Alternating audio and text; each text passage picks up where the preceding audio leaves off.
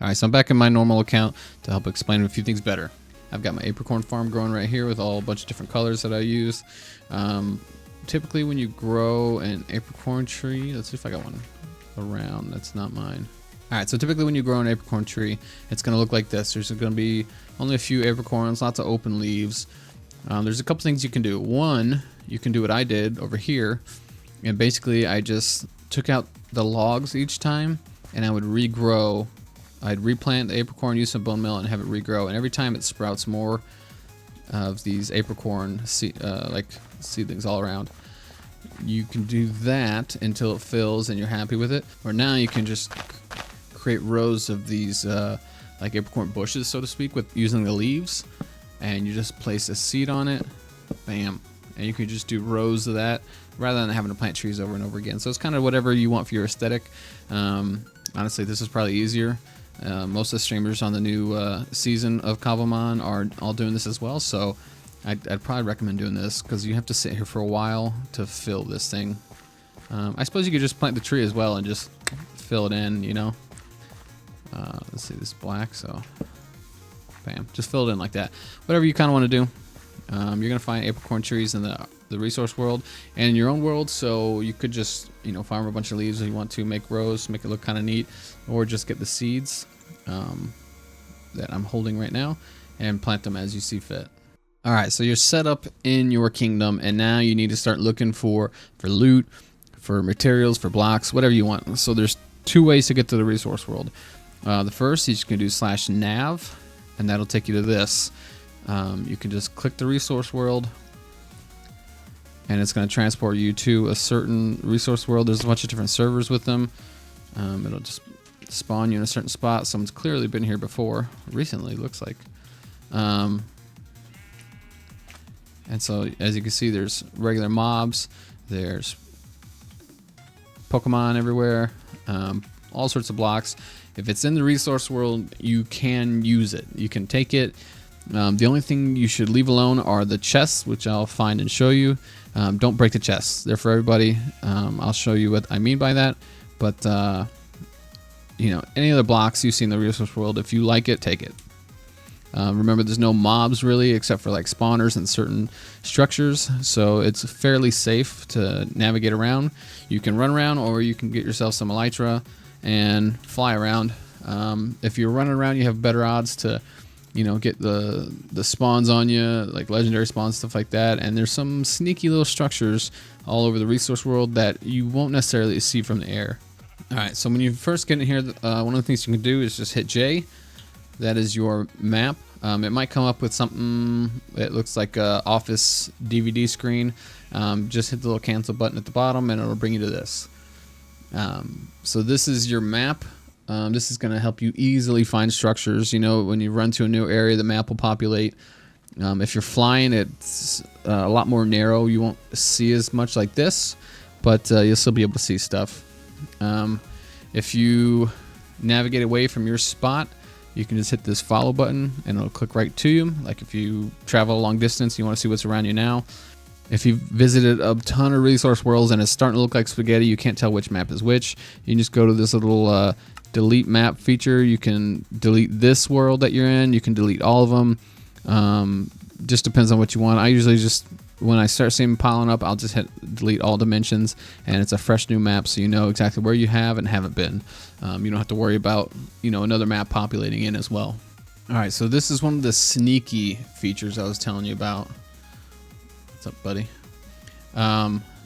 This big pile of birch logs looks disgusting, but let's see, get my timber axe. Timber is an enchant that breaks a lot of logs at once.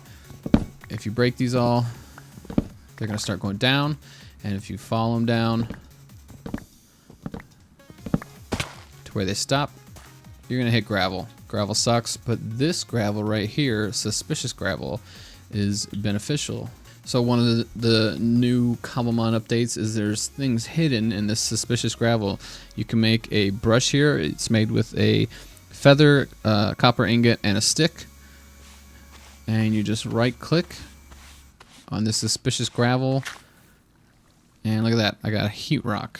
I don't actually know what that's for yet, so I'll list that when I figure it out. But if you keep digging around, you're gonna find more gravel, and you'll find more suspicious gravel, and you can keep searching for it. There's some other structures too. Currently with the Gimme Ghouls, that's another Pokemon. That's a newer one. If you see the area of that, there's suspicious gravel there, so just look out for that kind of stuff. If it's just a regular biome with gravel everywhere, you're not going to see suspicious gravel, so don't waste too much time looking for it. But it's usually around these certain structures that you'll find the suspicious gravel. Alright, so this is one of those special structures that spawn throughout the resource world. This is just one of them. There's other ones too, like the Witch's Mansion and stuff. And at these structures, at most of them, you'll find these chests. See how it's gold? These chests are specific for each player. So there could be 10 players here, all coming up, clicking on this chest, and it's going to be special to them. In it, you'll find a bunch of different goodies, Pokeballs, some bone meal, all sorts of stuff. I have a ton of Pokeballs, so I usually only grab the gold, or out of this chest, I would only grab the gold. But like, you can take whatever you want, and then when you've been in the chest, it turns the silver. That way, if you're doubling back on structures, or you can see like, oh, I've already looted this before. I don't need to search it again. Let's say you're out here and you're looting, and your inventory all fills up.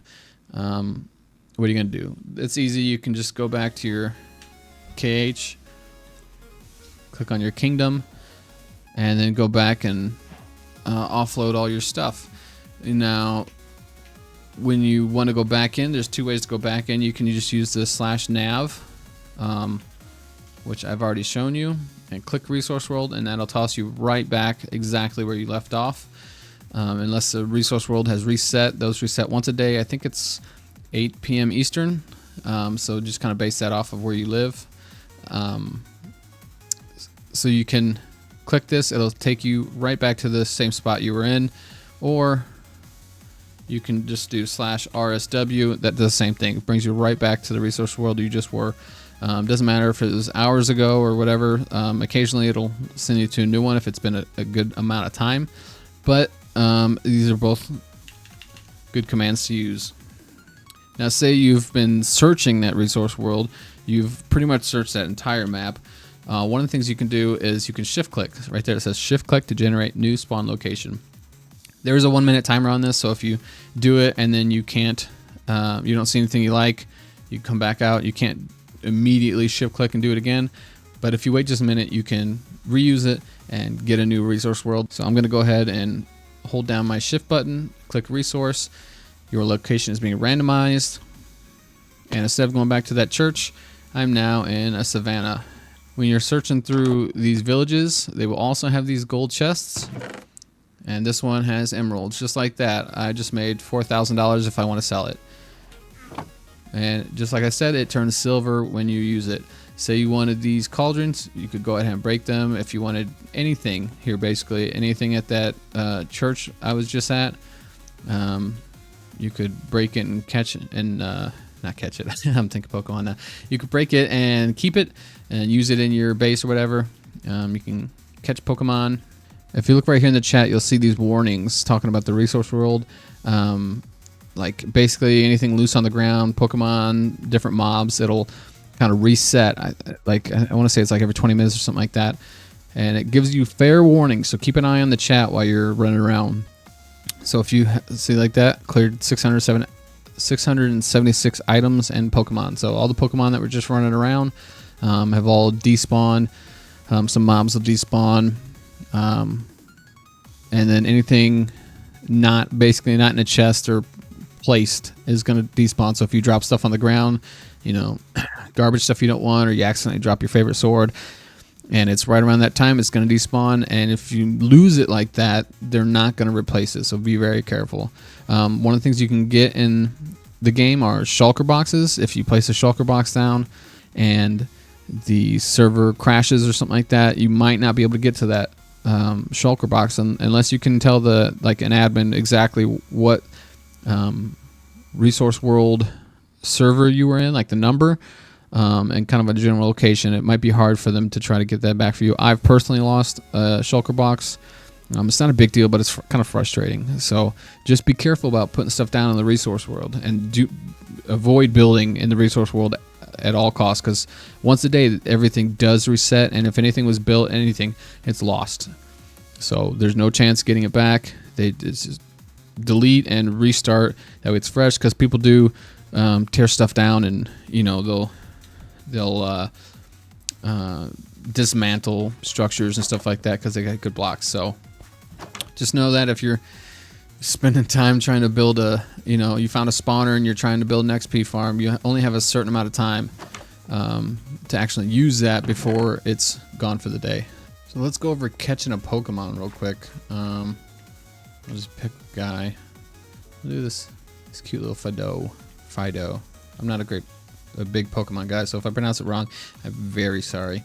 So there's a couple things you can do.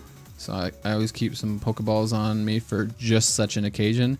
Not going to use that one. But with the Ultra Balls, you can just toss it and try to catch it. And there's certain Pokeballs you can use that, do that with, but some are specific. I just caught it. Some are specific that you need to be in battle, which this Quick Ball is one of those. So my party's currently full, so if I threw that Ultra Ball, caught that Fido, and it went into my PC. Alright, so one of the things I want to talk to you about is the daycare system. You can breed Pokemon. So when you bring up daycare, it'll look like this.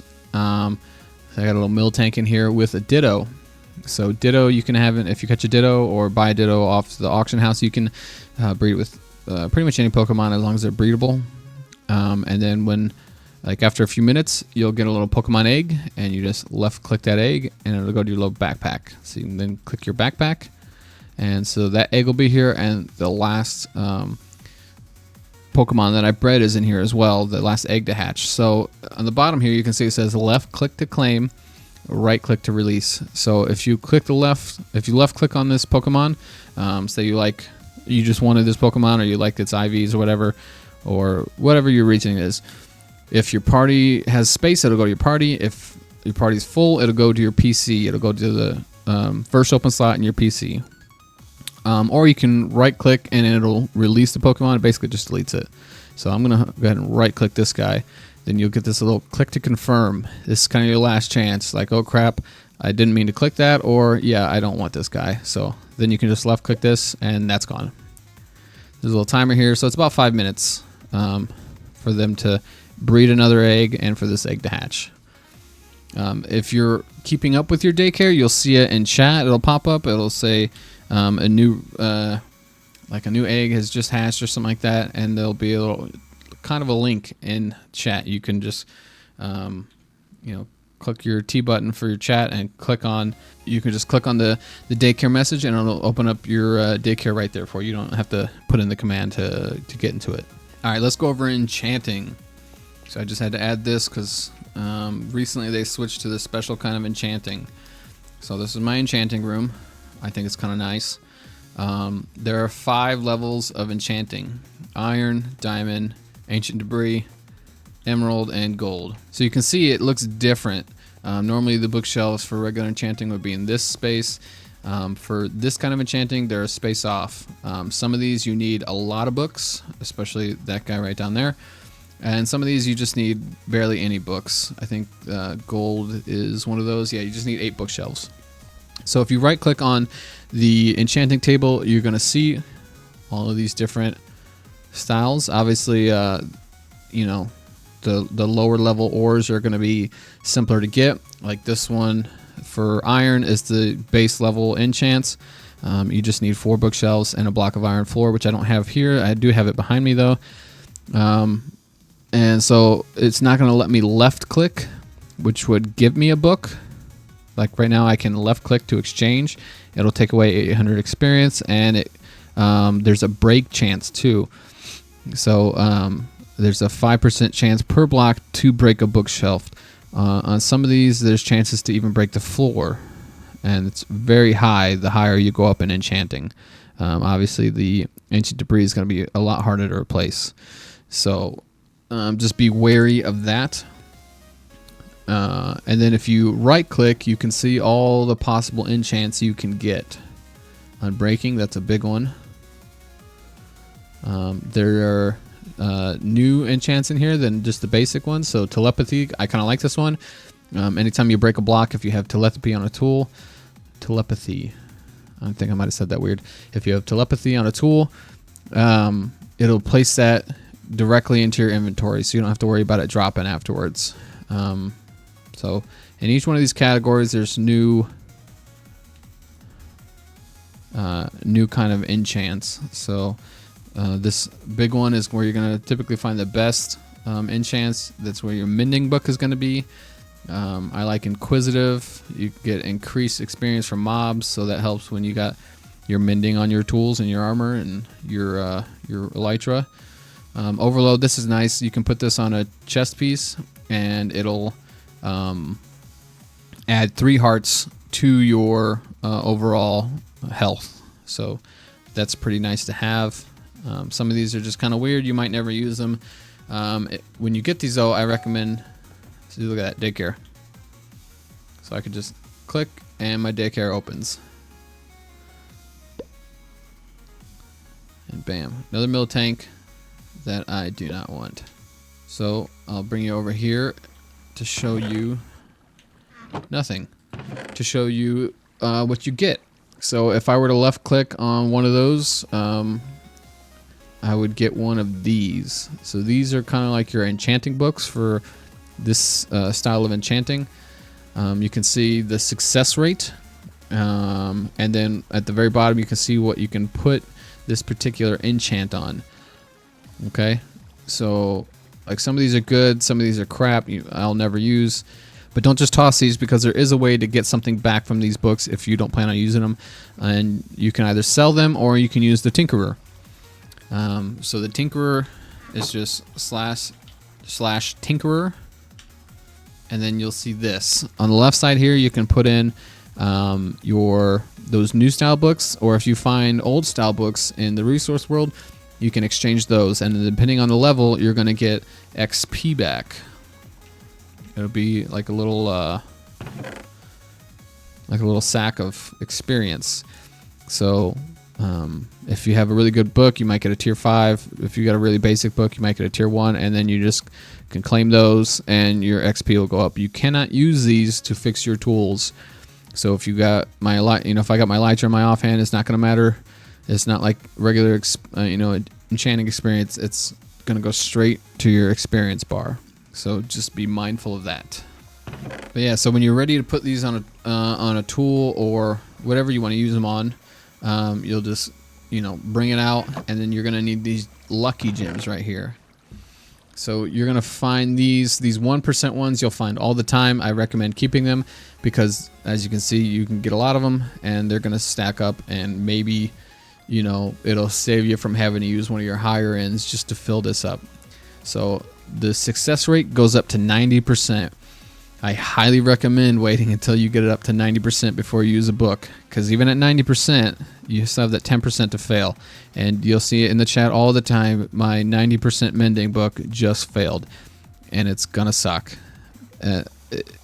If you have a low, like if I leave it at 31%, there's almost no chance that it's gonna go on. The lower the book, I think, the higher odds that you'll hit that 31%. But it's all a risk. You can buy these lucky gems off the auction house. They're usually like $1,000 or 1,000 crowns is the currency per percent. So like this 50% would probably go for about 500,000.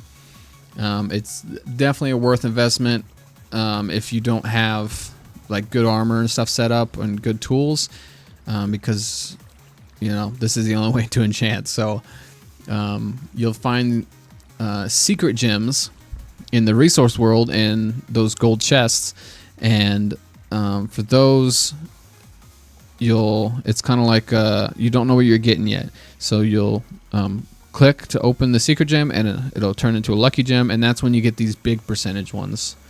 Like all these big percentage ones I have are all secret gems that I either found or bought off the auction house, And then these 1% ones are the ones you're going to typically find throughout the resource world. There's also randomization gems. I'll go ahead and waste one here. So randomization gem re-rolls the success rate of this book. So if I just pick it up and click it, that's now 65%. Be careful, because that can go just as easily the opposite way. So, you know, kind of use it as your own risk. I just wasted that on a lure I'm never going to use, but for the sake of the video, I'll go ahead and waste it. And I got lucky, so to speak, and I got it up to 65%. So now I don't need as much of this, obviously, to fill this up. Do your best every time to get this to 90 if you want to use these. Like I said, if it's like a simple book, like the lower level books, and it's lower level armor, stuff like that, or tools, I think your odds of hitting that are better, but it's not a lot of fun to risk it, unless that's how you know, what you enjoy doing. But find these lucky gems, and then collect these books. Like I said, you're gonna find these old books too. I haven't seen it in a while, so they may be finally phased out, because the new enchanting system is like pretty recent, within the last like month or two, I want to say. So they weren't completely out of the loot pools, but this is what happens. You put either an old book or a new book in here on this side, and then you'll get click here, and now I have a tier 3 experience pouch. I'll go ahead and do this for you too. I just put my elytra with mending, and I'm going to click this experience pouch, and it's going to go to the bar. It will not go to my elytra. Matter of fact, it just swaps my elytra out because I right clicked. Yeah, see, those got nothing. So the enchanting system is a little bit more difficult, but I mean, honestly, it's kind of fun too. There's a lot more that it takes, and it just takes longer, and it's more of a challenge to really get that good gear. I'm pretty fortunate. All my gear that I'm currently wearing was all built up on the old enchanting system, so you know, I'm not as worried. That's also why I have a ton of these just sitting here, because I haven't really been using them. But make sure you're collecting this stuff, and then if you not going to use a book, you can just use the Tinkerer and gain some of that experience back, so you can keep getting books. All right, so I told you there were these crates that you can either buy from the Mythical Network store, and I mean, they're not always very expensive. They usually have sales going on too if you're worried about spending money. But some people don't want to spend money on servers. I get it. So you can also get them. People selling them on the auction house all the time. Yeah, like there's the meme crates. That's where my meme Snorlax came from. So you can either get them through the store, or you can get them at the auction house. And I'm gonna open one right now. I'll probably open all three of these and let you enjoy that with me.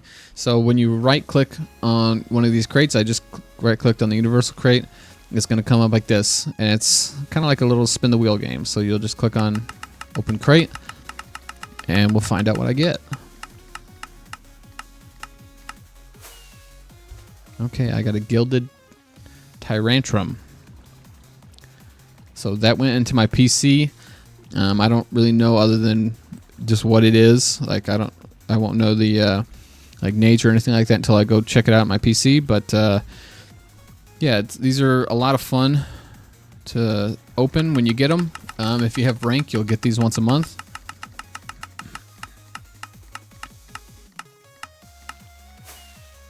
Ooh, shiny rainbow Meowscarada.